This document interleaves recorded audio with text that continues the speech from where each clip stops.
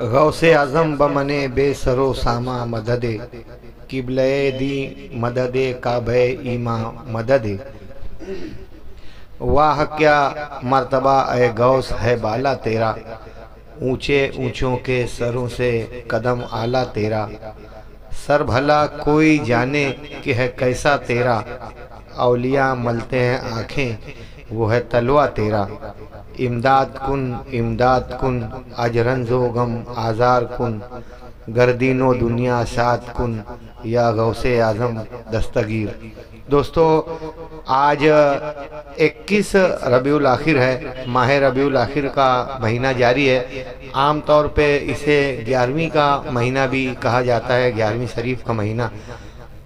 یہ غوث اعظم پیرانی پیر دستگیر بڑے پیر حضرت شیخ عبدالقادر جیلانی بغدادی رحمۃ اللہ علیہ کے نام سے منسوب مانا جاتا ہے۔ اس مہینے میں انہی کی نسبت سے نیاز غوثیہ کا سارے عالم میں اہتمام ہوتا ہے۔ کئی شہروں میں، کئی ممالک میں ہر مہینے کی 11 تاریخ کو نیاز غوثیہ کا اہتمام ہوتا ہے، جیسے ہندوستان میں ہر مہینے کی 6 تاریخ کو خواجہ صاحب کی چھٹی منائی جاتی ہے۔ جہاں دنیا بھر میں ہر ماہ 11 تاریخ کو نیاز غوثیہ کا اہتمام ہوتا ہے، وہیں ہندوستان بھر میں خاص طور سے ربیع الاخر ماہ 11ویں کے مہینے میں پورے مہینے میں لوگ چھوٹے بڑے طرز پر نیاز غوثیہ کا اہتمام کرتے ہیں۔ مالیگاؤں میں بھی اس کا خاصا اہتمام ہوتا ہے۔ روز اول سے ہی ہم لوگ بچپن سے دیکھ رہے ہیں کہ گھروں میں بھی نیاز غوثیہ کا اہتمام ہوتا ہے۔ چوک چوراہوں پر کلبوں اداروں کی جانب سے، سیاسی سماجی تنظیموں کی جانب سے، سرکردہ افراد کی جانب سے، مختلف سماجی افراد کی جانب سے بھی نیاز غوثیہ کا اہتمام ہوتا ہے، اور یہ اہتمام دن بدن بڑھتا جا رہا ہے۔ پہلے مالیگاؤں شہر میں بہت لوگ میٹھا چاول تقسیم کر دیا کرتے تھے، کچھ لوگ گھروں پر مختصر سا کھانا کیا کرتے تھے، لیکن ابھی دیکھا جاتا ہے کہ گھروں پر جو اہتمام ہوتا ہے اس کے علاوہ چوک چوراہوں پر 10 پائلی سے لے کر 200 پائلی تک کی نیاز ہوتی ہے، یعنی 1500 کلو چاول کی بھی مالیگاؤں شہر میں بڑی بڑی نیاز دیکھنے کو ملتی ہے۔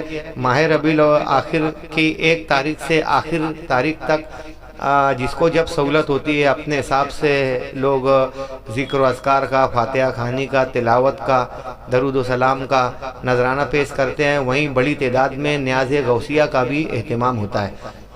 دوستو سن 1078 عیسوی میں ایران کے ایک شہر جیلان میں حضرت شیخ عبدالقادر جیلانی رحمۃ اللہ علیہ کا وصال ہوا۔ اس کے بعد وہ تعلیم و تعلم کی غرض سے عراق کے شہر بغداد میں قدم رنجہ ہوئے، اور وہیں یہ آپ کی آخری آرام گاہ رہی، اور سن 1166 میں 88 سال کی عمر میں شیخ عبدالقادر جیلانی رحمۃ اللہ علیہ کا وصال ہو گیا۔ دوستو غوث پاک کی بے شمار کرامتیں موجود ہیں، دنیا بھر میں بے شمار عقیدت مندان ہیں جو غوث پاک سے بے انتہا عقیدت رکھتے ہیں۔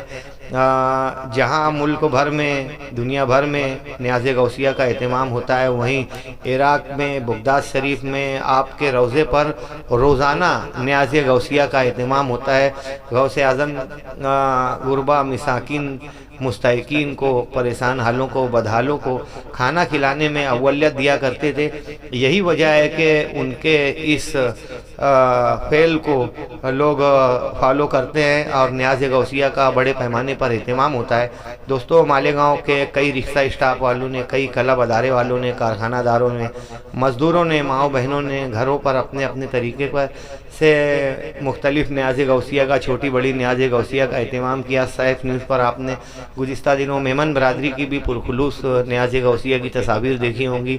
کل کے روز ہمارے الہرد العزیز دوست جمیل نوری صاحب کے یہاں پر بھی نیاز غوثیہ کا اہتمام کیا گیا تھا۔ عبدالمجید بخار والا صاحب کے یہاں پر بھی کل ہم لوگ حاضری دیے، وہاں پر بھی نیاز کا اہتمام تھا۔ آج ہندوستان کے، یا یوں کہیے کہ عالمگیر شہرت یافتہ خطیب و مقرر حضرت مولانا سید امین القادری صاحب قبلہ، ان کی جانب سے بھی مالیگاؤں شہر کی موقر الہرا اس ہائی اسکول کے اندر نیاز غوثیہ کا اہتمام کیا گیا تھا۔